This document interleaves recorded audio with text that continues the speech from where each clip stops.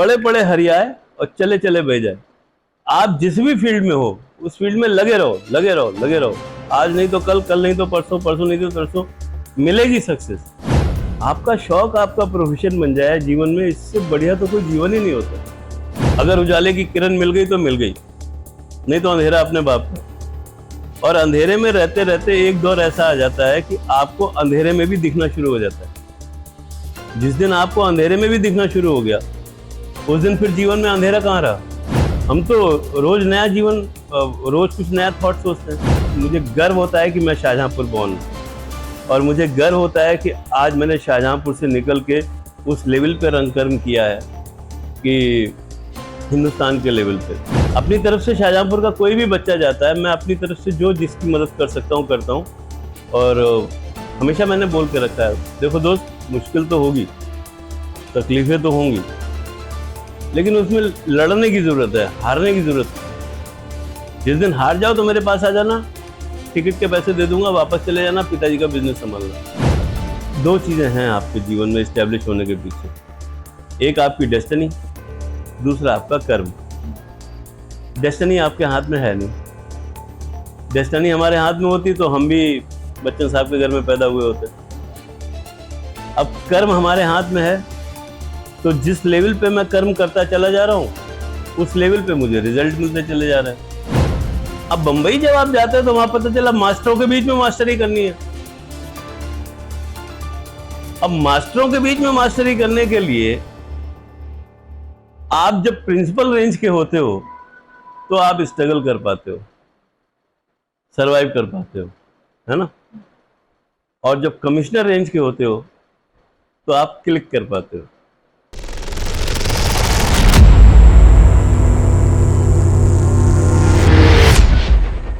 हम लोगों ने राजपाल यादव जी का नाम सुना है। शाहजहांपुर का बच्चा बच्चा जानता है कि राजपाल यादव कौन है, कहां से बिलोंग करते हैं और उनकी शिक्षा कहां से हुई। लेकिन इसके साथ ही एक ऐसे व्यक्ति प्रदीप गुप्ता जी अभी हमारे साथ हैं, जिन्होंने भारतेंदु नाट्य अकेडमी में एडमिशन लेने वाले वो ऐसे पहले व्यक्ति हैं शाहजहांपुर से। और ये जानकारी हम लोगों को भी आज मिल रही है कि प्रदीप गुप्ता जी जो है वो ऐसे पहले व्यक्ति थे जिन्होंने शाहजहांपुर से बीएनए में एडमिशन लिया। सर, बहुत स्वागत है आपका रागी टाइम्स में। बहुत बहुत धन्यवाद। आज आपका मन बना है, आप कावड़ लेकर गोला गोकर्णनाथ की तरफ जा रहे हैं, लेकिन शाहजहांपुर में आपकी जर्नी कैसे रही? क्योंकि लोग कह रहे हैं कि आप शाहजहांपुर में आपका जन्म हुआ था, तो थोड़ा सा हम लोगों को जानकारी दो। हाँ, जन्म शाहजहांपुर में हुआ और सारी मेरी प्राइमरी एजुकेशन शाहजहांपुर में हुई। सुदामा प्रसाद बाल विद्या मंदिर है, वहाँ से 5वीं तक पढ़ाई की। फिर राजकीय इंटर कॉलेज JIC, वहाँ से 10th किया। और फिर सरदार पटेल हिंदू इंटर कॉलेज, वहाँ से 12th किया। फिर गांधी फैजाम GF कॉलेज, वहाँ से ग्रेजुएशन की और 86 में ग्रेजुएशन की। और 87 में मेरा सिलेक्शन हो गया था BNA में, भारतेंदु नाट्य अकादमी BNA।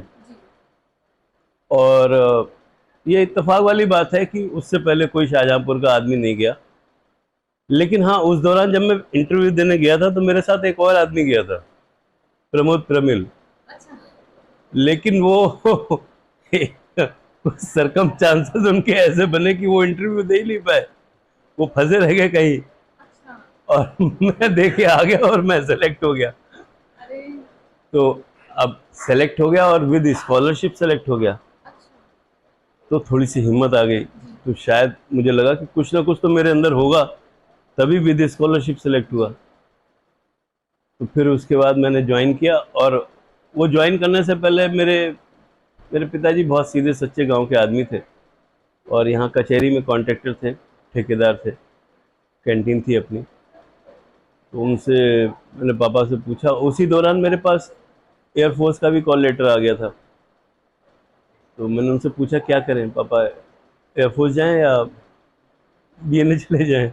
तो बोले यार देखो, अभी खाने रहने की तुम्हें कोई दिक्कत है नहीं, तुम्हारे होटल चल रहे हैं, है ना, और अभी तुम्हारी उम्र है, शौक पूरे करने की कर लो। अगर कुछ हो गया तो अच्छी बात है, और नहीं हो गया तो बनिए के बच्चे कभी नौकरी करते हैं।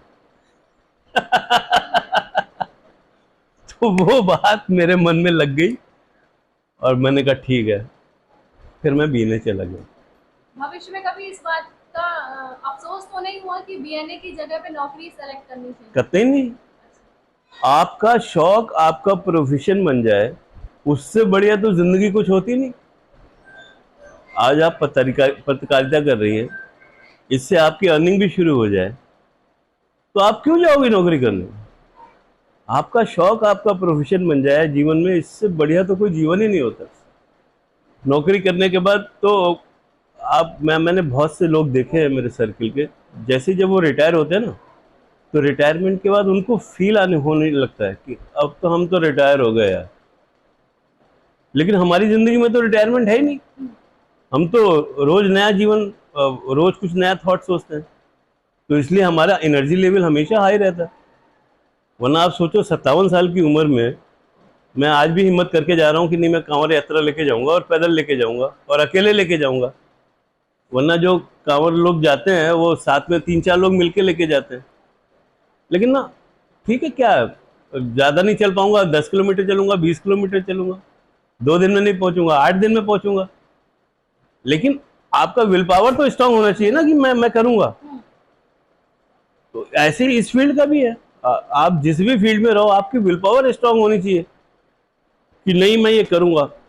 और रिस्क तो आपको लेना पड़ता है लाइफ में। अगर आपको कैरियर एक्स्ट्रा ऑर्डिनरी चाहिए, तो फिर आपको उसके एफर्ट भी तो एक्स्ट्रा ऑर्डिनरी करने पड़ेंगे। तो आपको कितनी फिल्मों में चांस मिला और कौन कौन से सीरियल्स थे जो आप? बहुत ब्लेस्ड हूँ। मेरा पहला सीरियल था अफसाने, ललित बहल उसके डायरेक्टर थे। वो सीरियल बुधवार को टेलीकास्ट होता था और उस समय DD1 ही हुआ करता था, बाकी के चैनल थे नहीं। प्राइम टाइम पे रात को 9:30 बजे ऑन एयर हुआ था। और उस सीरियल के बाद लोगों ने मुझे राह चलते पहचानना शुरू कर दिया था। बकायदा राह चलते रोक लेते थे लोग मुझे कि मेरी चिट्ठी लाए क्या, मेरे साथ फोटो खिंचवा लो एक, ऐसे। एंड उस समय सतपाल सिंह यादव हुआ करते थे यहाँ पे, MP। वो बकायदा मेरे घर आए और मेरे पिताजी से बोले, अरे भाई मैकुलाल, कहाँ है तुम्हारा लड़का? अरे हंगामा कर दिया शहर में, सब लोग इसको देख रहे हैं। और फिर जब मैं बैंडिट क्वीन कर रहा था, तो उस दौरान राजपाल यादव BNA कर रहा था।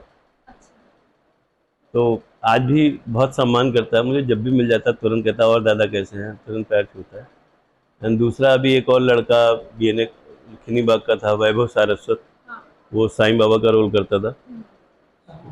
हाँ, तो वो मुझे मिला, वहाँ पे आया। तो मैं उस समय पलटन की कास्टिंग कर रहा था, तो पलटन में मैंने उसको रोल दिया। तो वो जहाँ मिलता है तुरंत पैर छूता है कि मेरे गॉडफादर हैं। अपनी तरफ से शाहजहाँपुर का कोई भी बच्चा जाता है, मैं अपनी तरफ से जो जिसकी मदद कर सकता हूँ करता हूँ। और हमेशा मैंने बोल के रखा है, देखो दोस्त, मुश्किल तो होगी, तकलीफें तो होंगी, लेकिन उसमें लड़ने की ज़रूरत है, हारने की ज़रूरत नहीं।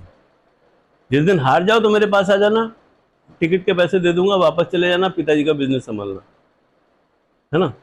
लेकिन जब आप इस फील्ड में आए हो, और जब मैं इस फील्ड में निकला था, तो मैंने ये डिसाइड कर लिया था कि अब जिंदगी में अंधेरा है, मैं अपनी अनसर्टेन लाइफ जीने जा रहा हूँ। हम लोगों की सोर्स ऑफ इनकम कुछ फिक्स नहीं होती, कलाकारों की अनसर्टेन लाइफ जीते हैं। लेकिन आपके खर्चे तो फिक्स होते हैं कि मकान का किराया आपको देना ही देना है, राशन आपको लाना ही लाना है, बिजली का बिल आया तो पे करना ही करना है, फोन का बिल देना ही देना है। तो वो जो खर्चे आपके फिक्स होते हैं, लेकिन आपकी इनकम फिक्स नहीं होती। तो एक अनसर्टेन लाइफ जीते हैं आप। उसमें कभी कभी आप कर्जा भी ले लेते हो, कभी कभी उधार भी ले लेते हो, कभी आप कमा के ले आते हो, इकट्ठे मिल जाते हैं तो 20-25 हज़ार रुपये, तो पुराना बैलेंस भी क्लियर कर देते हो।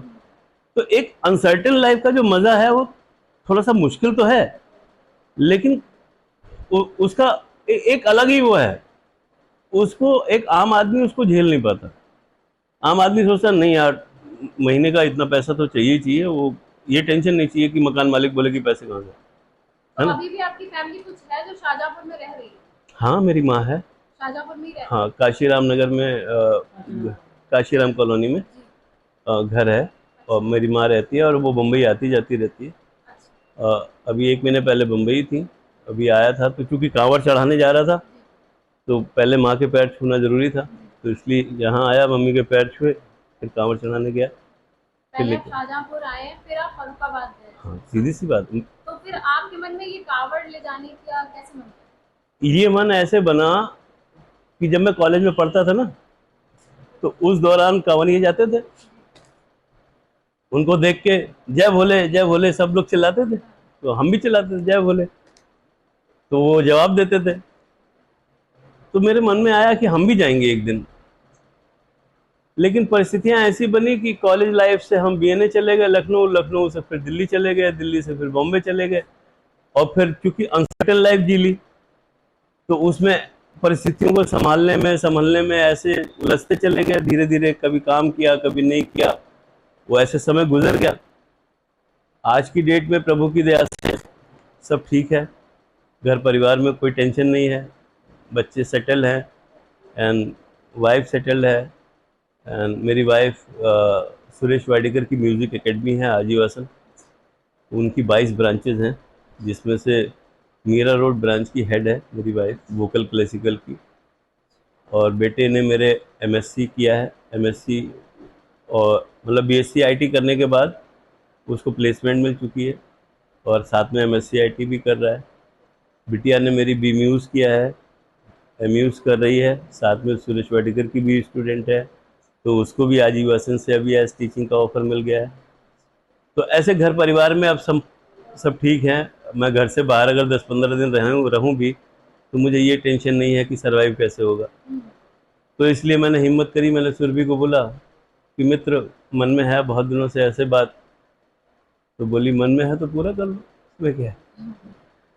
तो इसलिए इस बार चले आए, मुझे मालूम था ज़्यादा नहीं चल पाऊंगा, थोड़ी सी संपन्नता आ गई शरीर में तो ठीक है, जितना चल पाएंगे उतना चलेंगे, उसमें क्या है। जी जी, रुक रुक के भी चलेंगे, लेकिन हमें अपनी यात्रा तो हाँ पूरी करेंगे। आप देखो फर्रुखाबाद से शाहजहांपुर तक तो आ गए, अब गोला तक ही तो जाना है क्या, हाँ।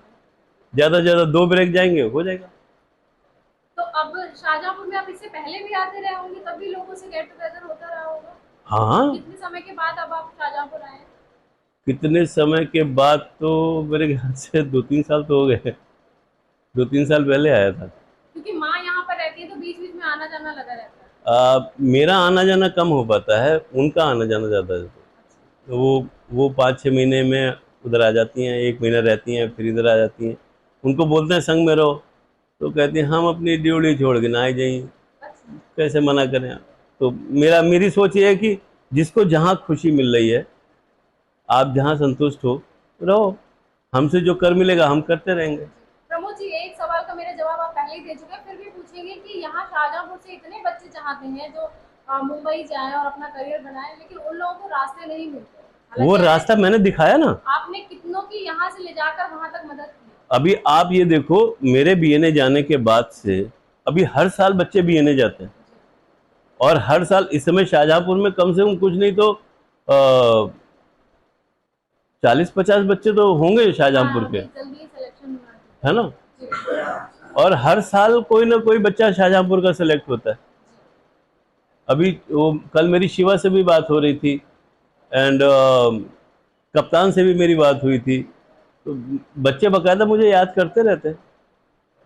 तो और मैं जितना कर सकता हूँ, अब मेरे पास अगर काम है तो मैं दे देता हूँ, नहीं काम है तो बताता हूँ यहाँ चले जाओ, यहाँ चले जाओ, यहाँ चले जाओ। बाकी देखो किस्मत अपनी अपनी। हाँ। और रही बात स्टारडम की, तो 2 चीज़ें हैं आपके जीवन में इस्टेब्लिश होने के पीछे, एक आपकी डेस्टिनी, दूसरा आपका कर्म। डेस्टिनी आपके हाथ में है नहीं, डेस्टिनी हमारे हाथ में होती तो हम भी बच्चन साहब के घर में पैदा हुए होते। अब कर्म हमारे हाथ में है, तो जिस लेवल पे मैं कर्म करता चला जा रहा हूँ, उस लेवल पे मुझे रिजल्ट मिलते चले जा रहे हैं। कई बार तकलीफ कहाँ पे होती है कि हमारा कर्म तो होता है 100 रुपए का, और उम्मीद कर रखे हम 2000 रुपए की, है ना। ये ठीक उसी तरह की बात है जैसे डॉक्टर होता है, 2 तरह के डॉक्टर है। एक डॉक्टर के पास जाओ, वो 1 2 3 4 लाल हरी नीली पीली 4-5 गोलियां दे देता है ना, और आप 50 रुपए की दवाई में लेके आ जाते हैं। एक डॉक्टर होता है एमबीबीएस, उसके पास आप जाओ, वो सारे पहले चेकअप करवाता है ना, फिर आपको एक गोली देता है ना। और आप उसी से ठीक हो जाते हो। पैसे आपके ज्यादा लगते हैं, लेकिन आप एक ही खुराक में ठीक हो जाते हो। रीजन क्या हुआ? वो डॉक्टर अपनी फील्ड का मास्टर है और ये डॉक्टर शौकिया वाले हैं। ऐसे ही अब अगर मैं बोलूं कि आपको पेट में दर्द हो रहा है, बैरलगन खा लो, बुखार आ गया तो क्रोसिन ले लो, तो क्या मैं डॉक्टर हो गया? नहीं, हमें पता होना चाहिए हमारे पेट में एक्चुअली हुआ तो क्या ये है। सेम प्रॉब्लम बिल्कुल सही। सेम प्रॉब्लम एक्टर्स की भी है। जी। हम शौकिया थिएटर में काम करने वाले लोग हैं और शौक में काम करते करते कई बार, एक बार अखबार में छप गया, किसी ने बोल दिया अरे प्रदीप गुप्ता तुमने तो बड़ी अच्छी एक्टिंग की, दूसरे दिन पेपर में आ गया प्रदीप गुप्ता को बेस्ट एक्टर का अवार्ड मिल गया, है ना। अब प्रदीप गुप्ता को एक्टिंग की एबीसीडी भी नहीं आती। उन्होंने उस समय क्या किया? उन्होंने मिमिक्री की थी। मिमिक्री में और ओरिजिनल परफॉर्मेंस में फर्क है। तो वो जो छप गया तो लोगों ने कह दिया अरे यार तुम्हें तो मुंबई चला जाना चाहिए, तो जोश आ गया। हाँ। अब बम्बई में अब क्या होता है, यहां काम करते करते पता चला आप इलाके के मास्टर हो गए। अब बम्बई में जो आदमी आता है, अब जैसे मैं शाहजहांपुर में छप गया तो मैं शाहजहांपुर से चला गया तो मैं शाहजहांपुर का मास्टर हो गया। ऐसे कोई बिहार में छप गया, कोई पटना में छप गया, कोई कहीं छप गया, तो बम्बई जिसको जो ऐसे बूस्टअप करके सब बम्बई आ गए। अब बम्बई जब आप जाते हैं तो वहां पता चला मास्टरों के बीच में मास्टरी करनी है। अब मास्टरों के बीच में मास्टरी करने के लिए आप जब प्रिंसिपल रेंज के होते हो तो आप स्ट्रगल कर पाते हो, सरवाइव कर पाते हो, है ना। और जब कमिश्नर रेंज के होते हो तो आप क्लिक कर पाते हो। प्रिंसिपल रेंज में आप स्ट्रगल करते रहते हो, काम करते रहते हैं, थोड़ा थोड़ा थोड़ा थोड़ा थोड़ा थोड़ा थोड़ा। कमिश्नर रेंज में आप क्लिक कर पाते हो थोड़ा थोड़ा थोड़ा थोड़ा। वो डिपेंड करता है आपने अपनी एजुकेशन उस विषय की कितनी डेवलप की है। आपको उस पर्टिकुलर उस विषय की जिसमें आप काम करना चाह रहे हो, आज मैं कहूँ कि मुझे 10,000 रुपये पर डे चाहिए, तो मुझे प्रूव करना होगा ना कि मैं 10,000 पर डे का आदमी हूँ, है ना। तो आज मुझे कम से कम बेसिक्स थिएटर के सब मालूम है ना, तो मैं जाके सरवाइव कर रहा हूँ ना। खाली पेपर में छपने वाला नहीं गया ना। और वो पेपर में छपने वाले जब वहां पे जाते हैं तो थोड़े दिन तो बड़े बाप के बेटे होते हैं, पैसे मंगाते रहते हैं। फिर उनको लगता है अरे यार यहाँ तो बस ऐसे ही है, सब अपने अपने बच्चों को देते हैं। अरे यार क्यों नहीं देंगे अपने बच्चों को? आदमी एक अमिताभ बच्चन ने सारी जिंदगी गुजार दी फील्ड में, अपना बिजनेस एस्टेब्लिश किया, आज उसके रिलेशन है, तो वो अपने बेटे को ब्रेक क्यों नहीं देगा? हम यहाँ पे बिजनेस डालते हैं, परचून की दुकान डाल देते हैं, है ना। एक पीढ़ी उस बिजनेस को एस्टेब्लिश करने में चली जाती है, दूसरी पीढ़ी उसका फायदा उठाती है। मैं तो किसी बनिए से नहीं, कोई आप किसी ने हीरो होंडा की फैक्ट्री डाली हुई है, उसके पास एजेंसी मिली हुई है, पिताजी ने ली थी, पिताजी तो मर गए, बेटा चला रहा है, बेटा बूढ़ा हो गया, अभी पोते के पास है, तो क्या मैं बोलूं ये नेपोटिज्म है? बिजनेस तो जाहिर सी बात है अपना। तो वो भी तो बिजनेस है। उस आदमी ने पूरी जिंदगी कला को दी है, आज वो इस्टेब्लिश है, तो इस्टेब्लिश होने के बाद अगर वो अपने बच्चे को काम दे रहा है तो क्या बुराई है? आप मुझे बताओ ना। बिल्कुल। तो आज आज मेरी वाइफ सुरेश वाडेकर के यहाँ है। सुरेश वाडेकर के स्कूल में एंट्री होने के लिए लोगों को मुश्किल है। अब मेरी बेटी भी अगर अच्छा गाती है और सुरेश जी के साथ सीख रही है और सुरेश जी ने उसको क्लास दे दी, तो इसमें क्या नेपोटिज्म है? सुरेश जी को मेरी वाइफ ने या मेरे परिवार ने टाइम दिया है ना, वहां पे अपनी साख बनाई है ना, आज वो रिस्पेक्टेड टीचर है ना। अगर टीचर, रिस्पेक्टेड टीचर अपनी बच्ची को पढ़ा के उस स्कूल में टीचर बनाना चाह रही है तो उसमें क्या बुराई है? अब वो लोग कि नहीं नहीं वो तो नेपोटिज्म है, गाने वाले तो बहुत अच्छे अच्छे हैं भाई, आपके तो संबंध थे इसलिए आपको मिल गए। अरे वो संबंध हमने बनाए हैं ना शाहजहांपुर से जाके। आज मेरे 35 साल गए ना इंडस्ट्री में, 35 साल देने के बाद आज मेरे संबंध है ना। जब यहाँ से निकला था तब तो मुझे यही नहीं मालूम था मुझे जाना कहाँ है। सर हमें जानकारी मिली कि आज आपको सम्मानित किया गया, इस विषय पर क्या कहेंगे? ये तो बहुत गर्व की बात है। आपको देखो, सम्मान तो मुझे ऑडियंस की जब तालियां मिलती हैं वो मेरे लिए सम्मान है। लेकिन जब आपके घर में आपको सम्मानित किया जाए, उस सम्मान का नशा ही अलग है, मज़ा ही अलग है। ये आज मुझे आ, आकुल सम्मान से सम्मानित किया है। और डॉक्टर आकुल एक बहुत बड़े साहित्यकार हैं। और ये जो शाहजहाँपुर जो धरती है, ये साहित्यकारों की जननी है। यहाँ पे बहुत गर्व होता है, और मुझे भी मुझे गर्व होता है कि मैं शाहजहाँपुर बॉर्न हूँ। और मुझे गर्व होता है कि आज मैंने शाहजहाँपुर से निकल के उस लेवल पे रंगकर्म किया है कि हिंदुस्तान के लेवल पे मेरे कुछ प्लेज हैं जो नेशनल लेवल पे चल रहे हैं। और वो ऐसे प्ले हैं जो विश्व में आज तक किसी रंगकर्मी ने नहीं किए, जो मैंने किए। मैंने किए क्या, प्रभु ने मुझसे करवाए, मैं तो माध्यम मात्र हूँ। जैसे सत्यनारायण भगवान की कथा का नाट्य मंचन किया मैंने, जो आज तक विश्व में किसी रंगकर्मी ने नहीं किया। मैं पहला व्यक्ति हूँ जिसने इस कथा का मंचन किया, और मैं पहला व्यक्ति हूँ शाहजहाँपुर का जिसने इस कथा का मंचन किया। तो ये मेरे लिए नहीं, इससे पूरे शाहजहाँपुर के लिए गर्व की बात है। फिर अग्रसेन महाराज की, फिर खाटू श्याम जी की, अभी मैं गीता के मंचन की तैयारी में लगा हुआ हूँ। तो ये मेरे लिए बहुत गर्व की बात है कि प्रभु ने, कभी कभी मुझे फील होता है कि शायद मुझे प्रभु ने रंगकर्म की दुनिया में भेजे ही इसलिए। लोगों को बहुत सोचते हैं कि नाटक से पैसा नहीं कमाया जा सकता, नहीं, लेकिन आप अगर ईमानदारी से काम करें, कोई भी किसी भी बिजनेस में, एक एक कहावत है, हमारे बाबा कहते थे, पड़े पड़े हरियाए और चले चले बह जाए। आपने कोई एक बीज कहीं पे बोया है, वो पड़ा रहेगा 1 दिन 2 दिन 4 दिन 10 दिन 15 दिन 25 दिन के बाद अचानक किला फूट जाएगा वो। लेकिन आपने आज बीज लगाया, सुबह देखा नहीं निकला, उखाड़ा, फिर दूसरी जगह लगाया, फिर देखा यहाँ नहीं निकला, फिर उखाड़ा लगाया। तो उखाड़ने लगाने में क्या होगा, वो सड़ जाएगा, कट जाएगा, फिट जाएगा, तो बेकार हो जाएगा। पड़े पड़े हरियाए और चले चले बह जाए। आप जिस भी फील्ड में हो, उस फील्ड में लगे रहो, लगे रहो, लगे रहो। आज नहीं तो कल, कल नहीं तो परसों, परसों नहीं तो तरसों मिलेगी सक्सेस। पेशेंस रखने की बात है। एक बहुत छोटी सी बात करके बताता हूँ। जब मैं निकला था इस फील्ड में तो सोच के निकला था कि जीवन में अंधेरा है ना। अगर उजाले की किरण मिल गई तो मिल गई, नहीं तो अंधेरा अपने बाप का। और अंधेरे में रहते रहते एक दौर ऐसा आ जाता है कि आपको अंधेरे में भी दिखना शुरू हो जाता है। जिस दिन आपको अंधेरे में भी दिखना शुरू हो गया, उस दिन फिर जीवन में अंधेरा कहाँ रहा। तो मैं उस दौर में आ गया हूं, है ना, इसलिए मुझे कोई दुख नहीं होता।